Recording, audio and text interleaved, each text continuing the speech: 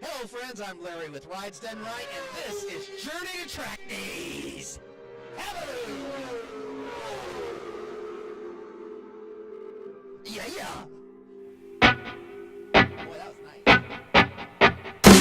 His car was already built by Strictly Street Rods. He got wiped out in the four-way stop. I can have the most talented guy in there, but if he's not jiving with the rest of the crew, he's a bad Drives the truck, drives the car, he flies the plane. Do you get paid 3 times? No.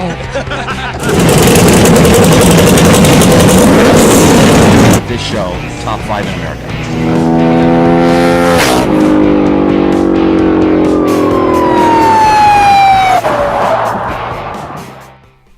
Hello friends, I'm Larry with Rides Done Right, and this is Journey to Track Days. This is part 1 where we start the whole thing. The fun part, well, sometimes the fun part, not the fun part. Going and spending money, going to buy a bike, just the whole concept. You hope you get a good one.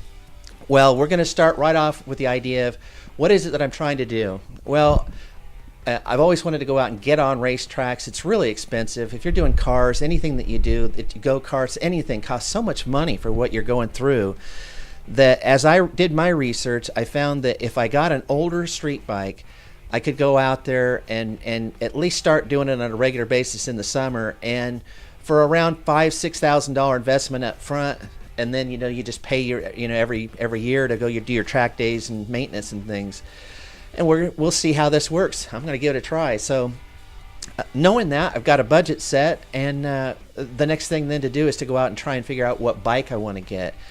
I'm 54. I've been endorsed over 30 years, and I've worked my way up with all kinds of motorcycles. The last 15 years, I think, has all been leader bikes. So, but prior to that, I rode the smaller CC bikes. And what happens is when you ride a smaller CC bike, you're running around 120, whatever you're running around, and you're running them really, really hard, high RPMs, and it's hard on an engine. Then you notice that the leader bike guys that are riding with you, they're not having to ride their bikes hard at all. Well, common sense tells you that if they're not having to put those kind of R's in, that the bikes of that same age, they're going to be a longer lasting bike because they haven't had to go through the R's that those smaller CC bikes go. So it just helps me justify the fact that I want a 1,000 CC bike, and so that's what I'm going after. The next step was then to go identify, where you're going to go to get a bike. Now you can go to the newspaper, you can go to Craigslist, you can go to Cycle Trader, you can go to your local dealers, and the advantage to going to a local dealer is that they'll do a vehicle inspection when they get the bike in, and they're going to go through it and make sure that bike is looked over and it looks like it's safe enough to go out on the road and ride. Now don't confuse that with a bike prep inspection, which requires more effort, but at least it gets the first part of it down, and you've got a decent bike to start with. So you have to figure when you go out to buy that there is a value in that extra that you're going to get when you go to a dealer. Now, so basically you make your choice, but really when you find the bike, you're probably going to buy the bike from whatever the source is based on budget and condition and all those things anyway. I narrowed my search down to 3 different bikes, and 2 of them were really close in the same genre.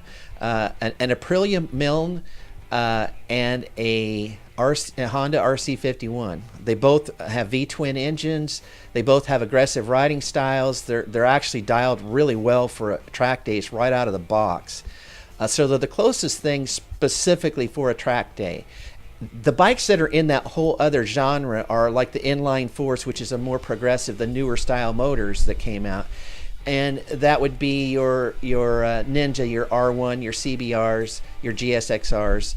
And I've had those bikes, and so that was kind of the leaning that I was going to take, because if I wasn't always going to ride on a track and I'd want to go out and ride on the street as well, those bikes are going to be seated a little bit better. So when I made my decision, I leaned on my pick out of that grouping, and that bike turned out to be a 2003 Honda CBR 954RR. I'd ridden my brother's 929 years back, and I'd been 150 on it, and it was real smooth going up there. I just remembered how it was real easy to ride. You didn't have that super sense of you're really hauling. And that helped lead me that direction. That, and then I found a good bike that was owned by a motorcycle mechanic, that helps. But so the bike that you're seeing to my right, your left, is the bike, and that's what I'll be going out with this year. The next steps then are going to be to take the bike in to a dealer, have them do a dealer inspection on it, a safety inspection, and then we're going to go through all the things that I need to do to actually do the prep for the track. And I'll be digging information up and counting on them for their expertise, and then we'll get the bike prepped and ready to go. And that's really the next series of videos that you're going to see. That's what we're going to be doing. So stay tuned, and I hope you continue to join us on Journey to Track Days. See you next time.